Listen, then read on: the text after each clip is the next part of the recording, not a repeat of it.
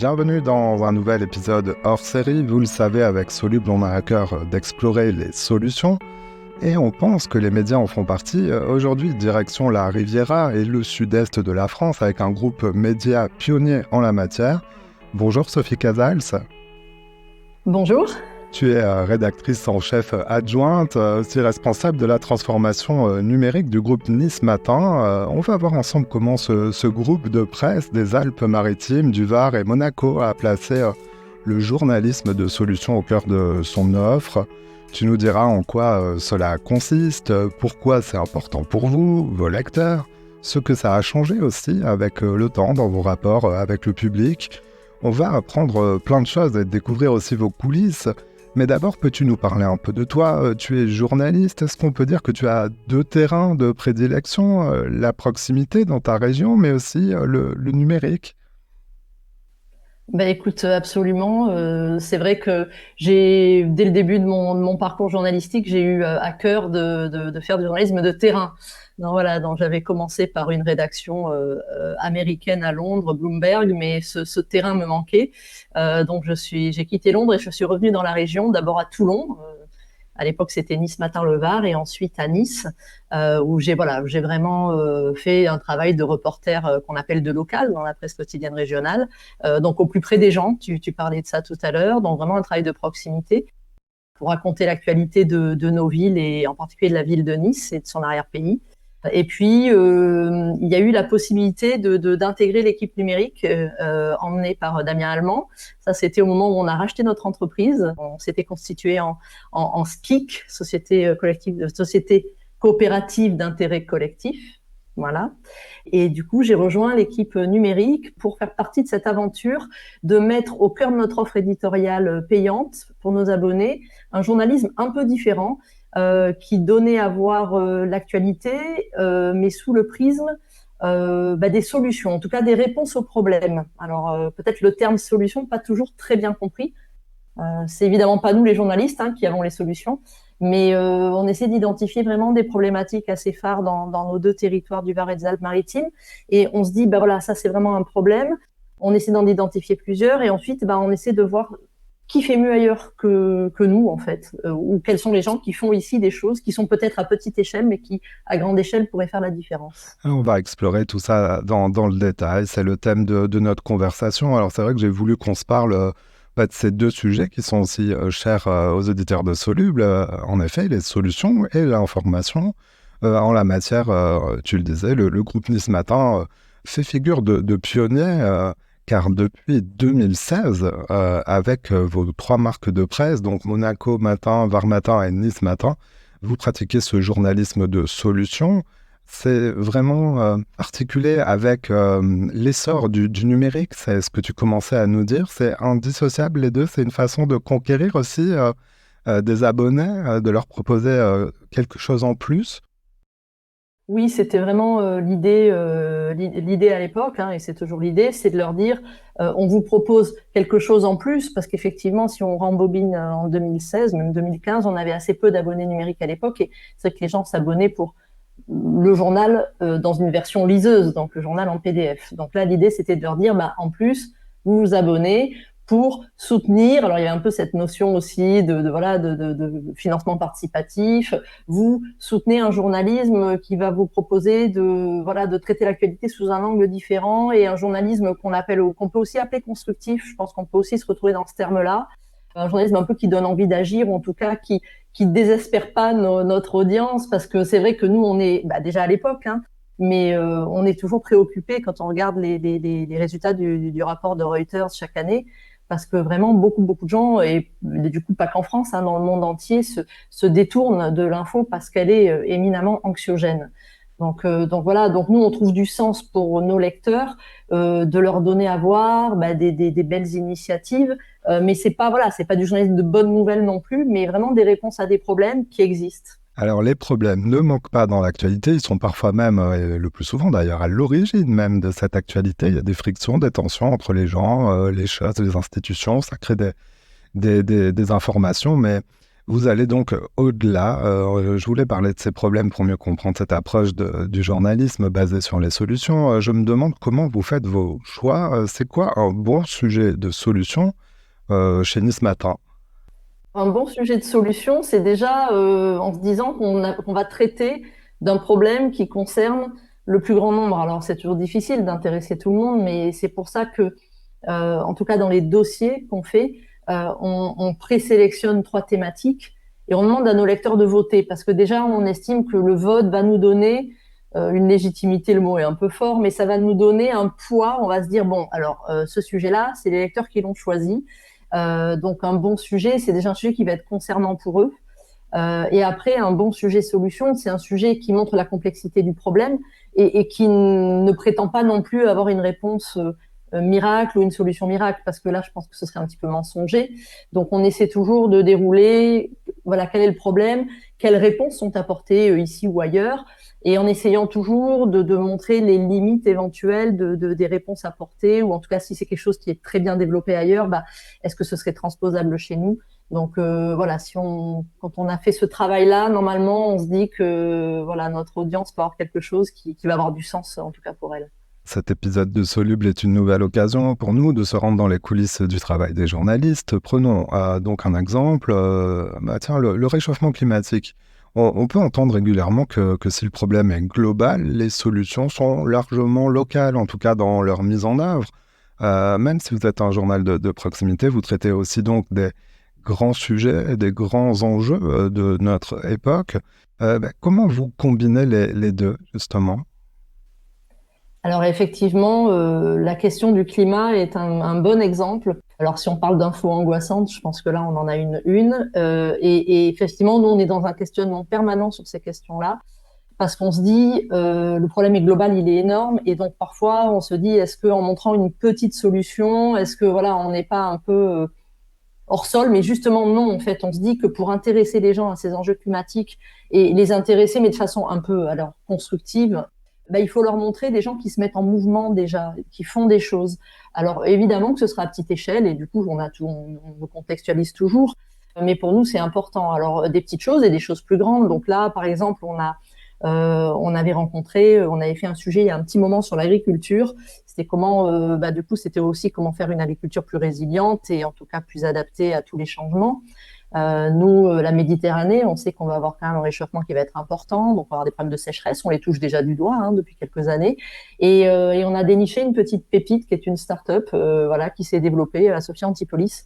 Et là, l'autre journaliste qui travaille avec moi aux solutions, Aurélie Selvi, est retourné les voir. On est allé les voir en 2017. Et ils ont trouvé un système qui permet de limiter les pesticides, même ne pas utiliser de pesticides, et de permettre aux plantes d'aller chercher plus profond des nutriments grâce à des micro-champignons. Donc en fait, c'est quelque chose qui existe dans le sol, qu'elles vont doper et qui permettent donc aux plantes de trouver plus facilement les nutriments et d'avoir besoin de moins d'eau. Donc là, on est typiquement dans quelque chose qui va aider en tout cas l'agriculture à faire cette évolution et à s'adapter au changement climatique. Il y a d'ailleurs une diversité de situations économiques, géographiques, sociales, de modes de vie dans votre région, dans le sud-est. Évidemment, alors depuis les palaces de la promenade des Anglais jusqu'à l'arrière-pays, en passant par les quartiers populaires, vous proposez des dossiers thématiques sous la forme de séries qui explorent donc ces solutions pour vos abonnés numériques. Ce sont des contenus exclusifs. Comment vous prenez en compte justement cette variété des terrains, des sujets sur vos territoires?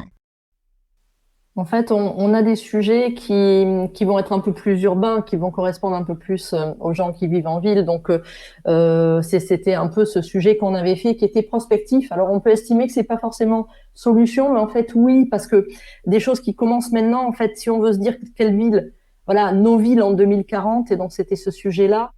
Ça veut dire que c'est aujourd'hui déjà qu'elle se prépare et est-ce qu'on est sur la bonne trajectoire, pas la bonne trajectoire. Donc là, on avait demandé à des géographes, à des urbanistes de nous dessiner un peu les contours des villes pour qu'elles soient vivables et souhaitables. Donc là, on peut dire qu'on s'adressait plutôt à nos lecteurs de la frange littorale où on a nos grosses villes. Mais ensuite, on avait fait par exemple un dossier pour lequel vraiment nos lecteurs avaient majoritairement voté. C'était comment redynamiser ce qu'on appelle l'arrière-pays chez nous. Donc c'est toutes ces vallées, cet arrière-pays aussi varois. où on sait qu'il y a ce problème, hein, comme partout en France aussi, de désertification, de perte de commerce et donc de lien social. Et donc on avait exploré ce sujet-là, qui intéressait quand même aussi les habitants plus urbains, parce que c'est un peu leur terrain de jeu, ils aiment aller à la montagne ou à la campagne. Donc on essaie quand même de varier pour que tous nos lecteurs se retrouvent dans nos sujets. Et comme tu disais, de varier des thèmes de société, des thèmes d'environnement, et parfois des choses un peu plus pratiques de vie courante. Oui, parce que Nice Matin est un média local, mais généraliste, c'est-à-dire que même dans le champ des solutions, tous les sujets peuvent rentrer dans votre ligne éditoriale de solutions. En fait, tout peut rentrer. Après, c'est vrai que parfois, la question, c'est de se dire, est-ce qu'il y a des sujets pour lesquels on n'a pas la solution? Ben oui, en fait.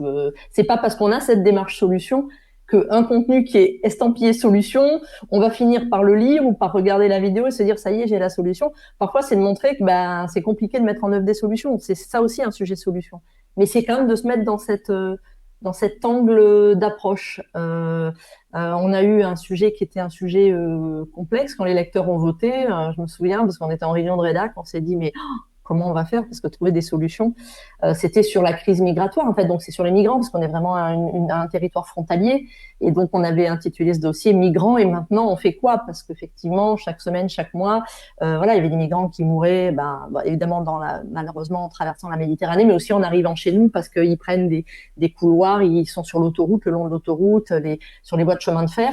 Et donc, on se disait, bon, au-delà de ces horribles chiffres de migrants qui meurent et de cette situation difficile, qu'est-ce qu'on peut faire? Et effectivement, force est de constater que on n'a pas fini le dossier. Et d'ailleurs, on avait fait un petit article récapitulatif coulisses en disant, mais on n'a pas évidemment trouvé la baguette magique, mais on a vu plein d'associations, plein de gens qui font et qui étaient un peu dans ces interrogations de aider des gens migrants en situation illégale, légale. Et donc, il y avait plein de questionnements. Et du coup, on a été à la rencontre de tous ces gens qui essayaient au moins de fournir un accueil digne le temps qu'ils aient ou pas l'acceptation de leur droit de rester sur le territoire.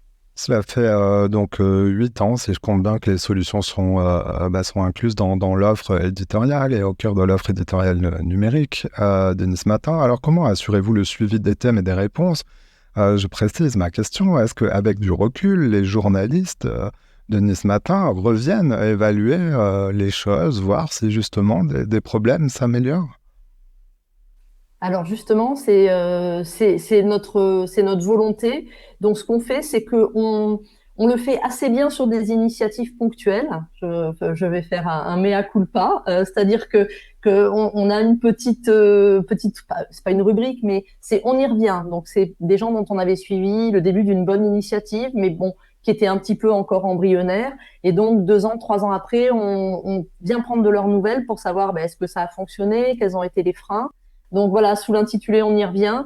Voilà, on retourne voir ces faiseurs, entre guillemets. Donc ça on le fait, on s'y astreint, on arrive à le faire.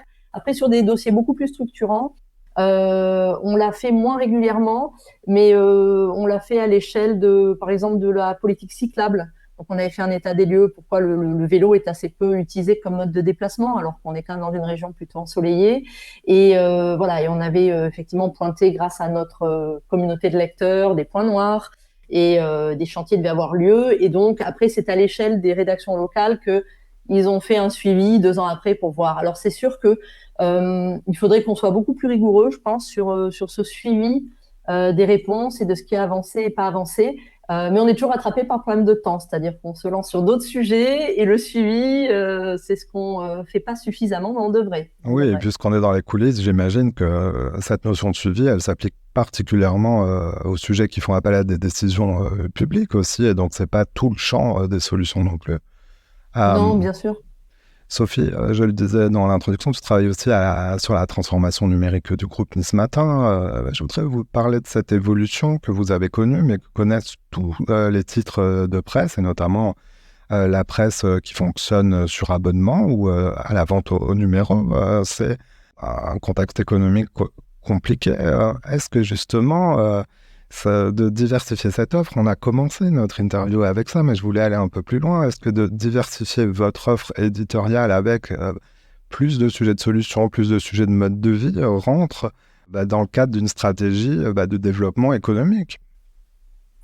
Les solutions, c'est effectivement un outil qu'on estime important aussi de fidélisation pour garder aussi nos lecteurs, parce qu'effectivement, Nice Matin n'est pas un média de solution. Pour nous, c'est quelque chose d'important, les solutions, mais on est bien là, on est attendu sur l'hyperproximité, on est attendu sur tu parlais du site internet, sur une hyper-réactivité par rapport aux événements qui se passent chez nous. Donc tout ça, c'est ça qui est très important. Et ensuite, une fois qu'on a cette audience, on veut lui offrir ce temps long, parce que les solutions, c'est des sujets un peu plus longs. Donc qui n'ont pas le même impact d'audience que des sujets des sujets faits divers, des sujets très forts comme des intempéries, mais c'est des sujets qui donnent à réflexion.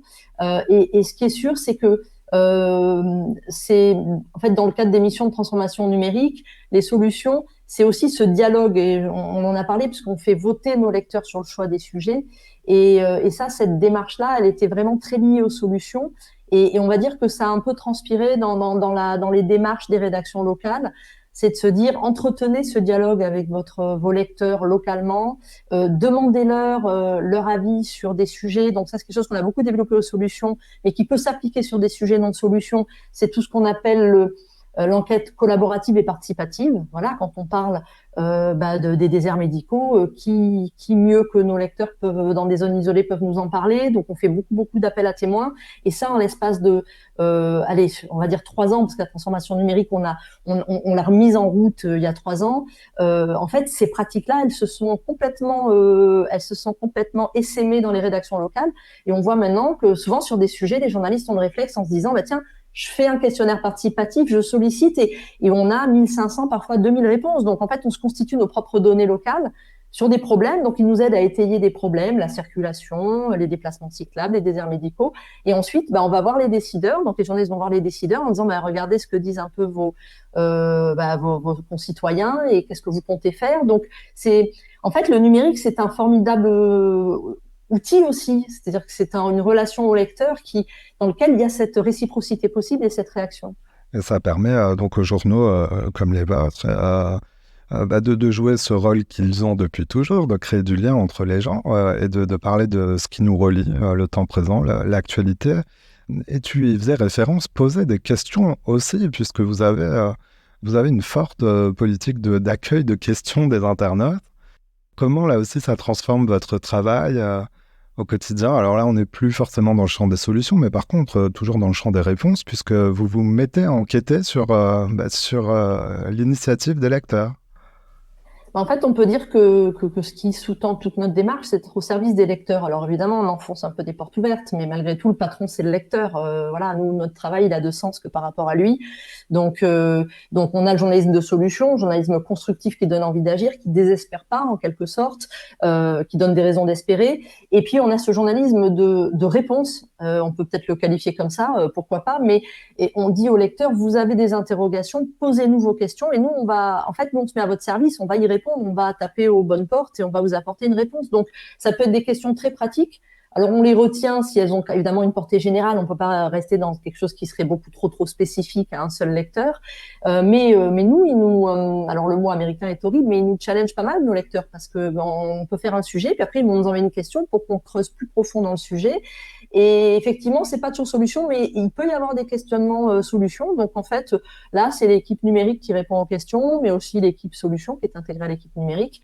Et c'est un outil qu'on aime beaucoup et qui est vraiment important, et qui est une énorme aussi manne de sujets à explorer. Donc, c'est vrai que pour nous, c'est important. Et puis, on a une newsletter des solutions dans laquelle on demande toujours aux lecteurs, nos abonnés, de nous dire si vous avez un sujet que vous aimeriez qu'on traite, et on a des retours. En fait, c'est vrai que nous, c'est plus dans le qualitatif qu'on voit la relation au lecteur. On a beaucoup de lecteurs qui répondent à ces newsletters et qui nous écrivent et qui nous disent merci de nous demander notre avis, merci de nous demander sur quoi vous voulez. On a envie que vous travailliez. Donc c'est vrai que ça crée un rapport différent, et ça crée un rapport plutôt positif. On est assez rarement pris à partie vivement ou agressé en ayant cette démarche-là. L'écoute, le dialogue, les questions, les réponses, c'est le métier de journaliste que vous faites au quotidien avec, on l'a pas dit, mais évidemment avec les faits au cœur du sujet. C'était un préalable, puisque dans vos réponses, c'est bien basé sur votre enquête est faite pour restituer des faits. Et donc tous ces faits, toutes ces questions, toutes ces réponses sur les sites internet du groupe Nice Matin, les applications, c'est facile à trouver sur internet. On vous trouve aussi sur les réseaux sociaux, je sais que vous êtes actifs. pour aller au-devant des publics. Et tu le disais sous la forme de newsletter pour ce qui est du sujet des solutions. La newsletter s'appelle C'est déjà demain, si j'ai bien noté. C'est ça. Et on aborde des thématiques, voilà, c'est ça, on aborde des thématiques à l'intérieur même de cette newsletter. Sophie Casals, donc merci d'être passée dans Soluble. De rien, merci.